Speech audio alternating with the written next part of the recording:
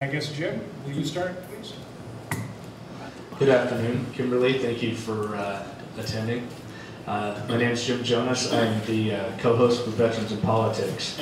My question to you is, recently the district attorney here in Clark County has stated that, according to state law, he does not believe that the Veterans Court, the actual NRS statute that, as it's presently written, dictates that veterans should be able to go straight to Veterans Court if it is resulting from a DUI or a drug-related offense. They actually should, like everybody else, go straight to the DUI court or to the drug court.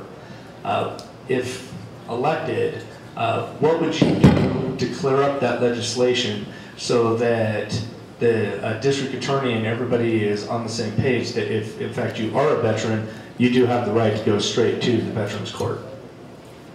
For one, I would like to make sure, especially for people who have taken the time to serve our country, need to be treated fairly, and to send them to the court, especially for offenses like that, tells me that they're being treated unfairly. They're being treated in a way that sounds like they're being made to be criminals.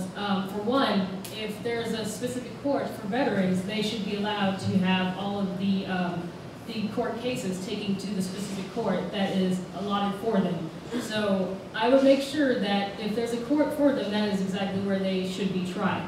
And that is the way it should be. And I would make sure that is what happens, because if that's what's set up, that is exactly what should be happening. It is a veterans court, and that's where veterans should be going, and that's it. Thank you. Hi, Kimberly. I'm Scott LAFATA with Citizens for a Better America. What is your position on legalizing recreational marijuana? My position for that is we've already seen the cases in Colorado where it has been treating, I mean, they have done a lot of testing on it that it actually has been proven medically to be of great help. We've seen good cases on that, and we've actually seen the revenue from it with the taxes, that it actually has done well economically to the point where they have been able to do a lot with it when it comes to education. And seeing as we're having some issues with education, if we can use the revenue for that as well as benefit people when it comes to health, I see that as something that we can champion. If it is something that's healthy and it helps people with ailments, and we've seen it do a lot more health than harm, I see this doing something great for our economy, so I would support that. Thank you. Hello, Kimberly. My name is Cindy Lake. Thank you for being here. We have literally hundreds, if not thousands, of antiquated or even unconstitutional laws on the books, the NRS statutes. Should you be elected, would you consider spending an entire session eliminating those antiquated and or unconstitutional laws rather than to write yet another law? We passed, I think, 400 or so just this last session. So would you consider spending your time eliminating those laws? Thank you. So far, I've been asked some great questions, so this is not favoritism, but Cindy, you've asked one of my favorite questions. I'm a constitutional originalist, so I would love, if I had to spend an entire session just repealing all sorts of unconstitutional laws, I would take all that time, because I feel like we have lots of federal overreach. We have generations of people that have forgotten how to read the Constitution, so I would take all the time it takes to go ahead and remove that, because it has infringed on the rights of the people so much that people have forgotten for generations what a Constitution looks like. So I would like us to return to that. Kimberly, good afternoon. My name is Robert Faust. Are you running as a Democrat or a Republican? And the question is, where is your position on firearms on campus, not high school, but college?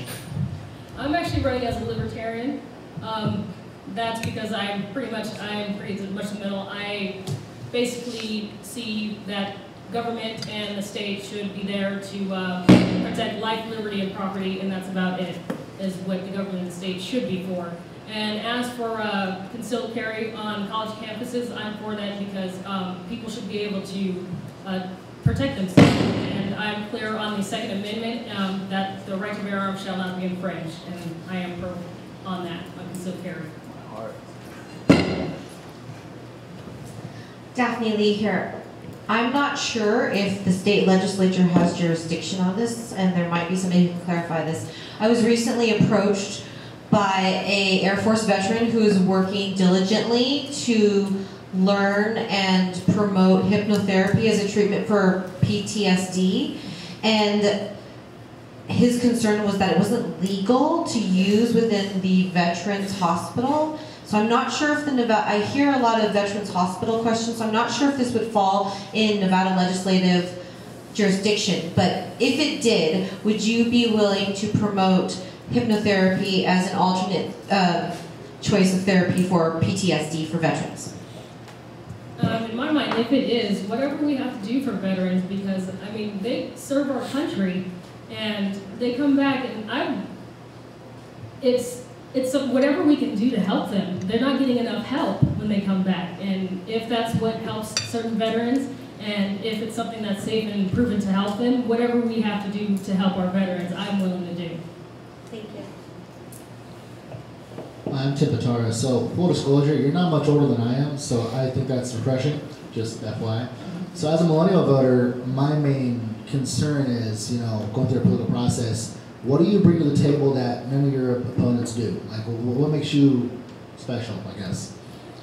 I would say, of course, it has to be, especially in my district, I've lived there for a long time. I would say probably a professional student almost. I'm on my 3rd degree in economics there. I've lived in the district, but also the fact that I grew up around a lot of people who are also older than me. So having the benefit of being somebody, I'll be 33 next week, but also having the guidance of people who are older than me that have been around, and just trying to bring both the younger people, the younger voters, and the older voters together and seeing eye to eye, and knowing that to get the district running in a way that helps the people the most, because I think if we all work together and just solve that, it doesn't matter what background we're all coming from, this place is for all of us, and we all need to get together and make sure it runs the best for us and our children and for our generations to come. Thank you. Hello, my name is TELLIS, and I want to know if elected, what is the first issue you plan to tackle once you get in office? One of the key things I really want to get is education, because I really think that is where a lot of things start. Because if you think about it, generations to come, is the people who really help run the economy are, of course, people who are coming from schools. And also we have to think about the fact that our school system, I've heard questions about like the allocation of funds in schools, what we're going to do for our teachers that are already here, incentivizing and all of that. I really want to figure out what we're going to do for our education system, because these are people who are going to go out into the market, and these are going to be people that are supplying things that we buy or work for our businesses. So we've really got to figure out what we have to do for our education system, because I think that's very important, and I think that would be one of my main focuses. Thank you. If you were to become elected to the state senate, one of the big problems we have in Southern Nevada, of course, is a lack of resources for mental health treatment. I'm not talking just about veterans, I'm talking the public and the population in general. What would you do to try and increase and improve the delivery of mental health services for citizens of Clark County? I actually work IT for the UNR School of Medicine, and I see a lot of this. We do have our Mojave campuses that deal with a lot of mental health illness, and one of my areas of study in economics is, of course, economics is dealing with the allocation of scarce resources, and having that knowledge in mind of trying to figure that out. It would be a lot of trying to figure out exactly what resources do we have, and resources not exactly just dealing with money. We have to see what are the issues that we have, what facilities do we have, what treatment do we have, what kind of staff we have, and try to figure out what best ways we can help people. If we need more facilities, if we need more training, what exactly do we have, what are our resources, and what do we have to do to get more resources? Because really, the mental stability of people is very important. Whatever we have to do, if we have to enact legislation, whatever we have to do, it's bottom line, what we have to do to budget and get this sort of thing done. And it's just sitting down and seeing what we have right now and how can we best allocate things and figure it out from there. So I would actually have to see what we have in place and cut the fat where we need to, but the main thing is just focusing on what we have to do, because mental health is important, and whatever we have to do to get people's help is important, because that's the goal. Thank you. I'm going to ask him off the wall question, Len Connell, and I'm just going to leverage on your IT background. I've heard from state treasurers and state comptrollers that the IT systems in Nevada used for the state's accounting systems are prehistoric and antiquated. We also let the state of Arizona collect our taxes, and we farm out a lot of things that maybe we could do in-house. That costs us millions of dollars. So as an IT person and a politician, have you ever thought of that, and maybe what you would do if you held state office? Oh yes, I have definitely thought of that, because it seems that there aren't a lot of IT people.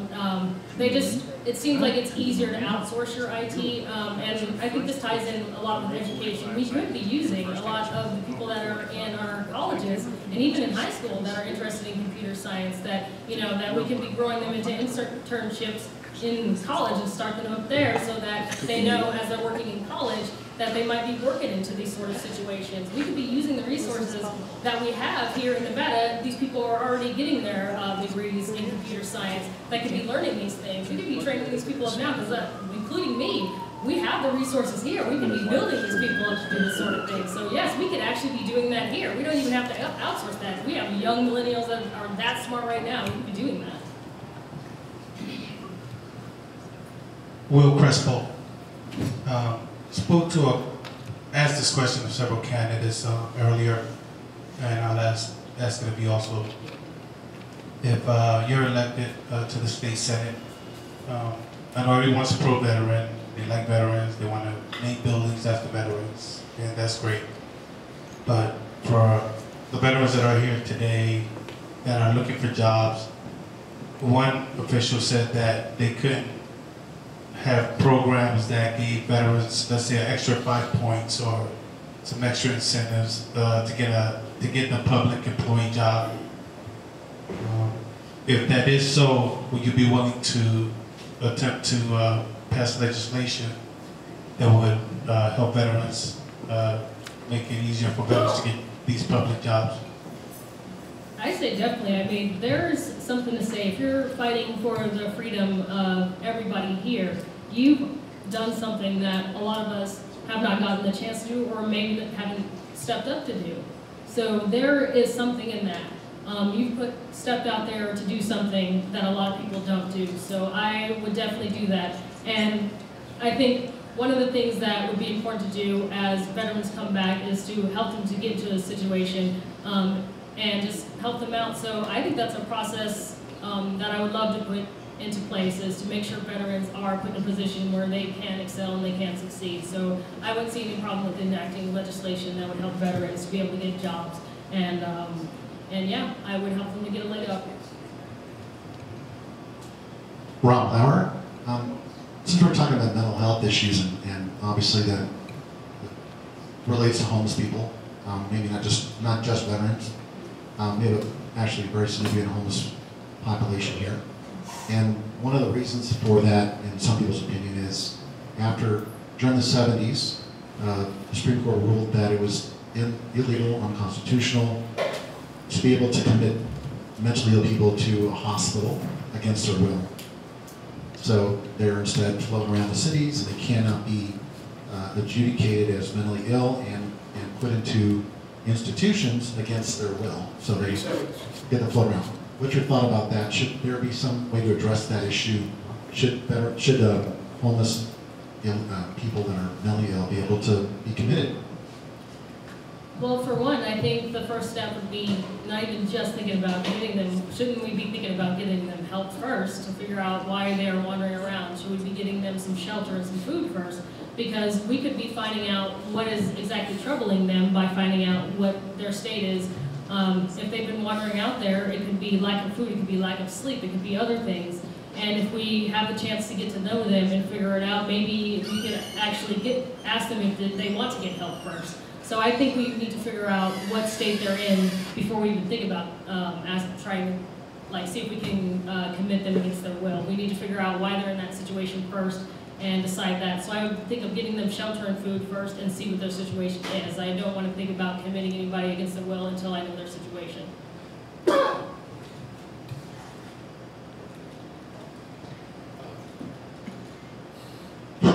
Fred Conquest,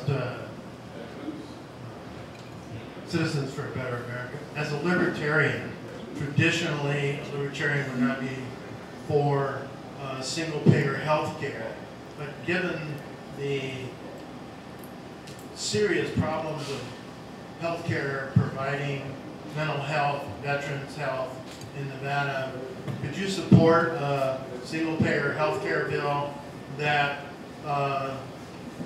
was somewhat of a private-public partnership to help people get and increase the numbers and health care available to the Nevada?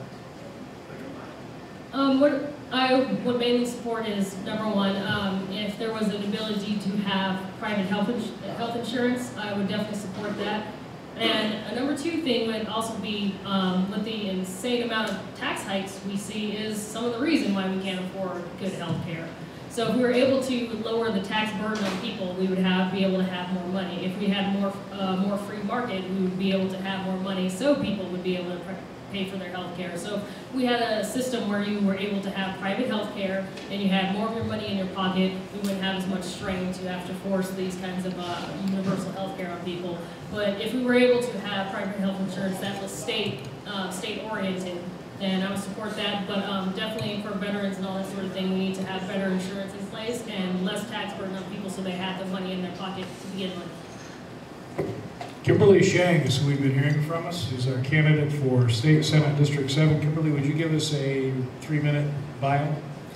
Yes. So I was born here in Las Vegas, and as I said earlier, I work IT at the UNR School of Medicine. I got an English degree and a film and music tech minor at UNLV School of Medicine. I'm also now currently an economics major at the Lee School of Business at UNLV. I have lived in District 7 for a good percentage of my life, so I definitely know the district very well.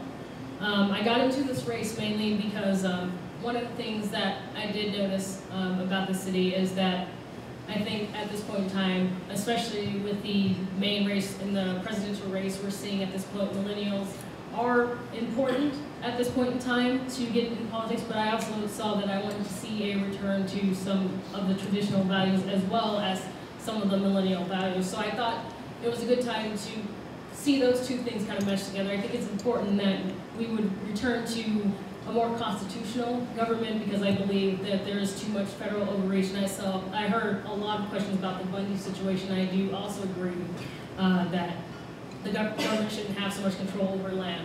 And I feel like this is now more than ever that America should be hearing from people that the federal overreach is too much, and that is why I got into this race, and that's why I'll continue to keep speaking out and keep running.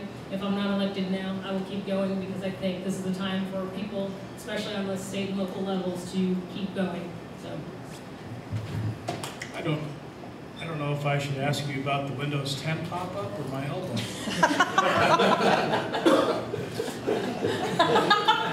The hardest part, you have Windows 10.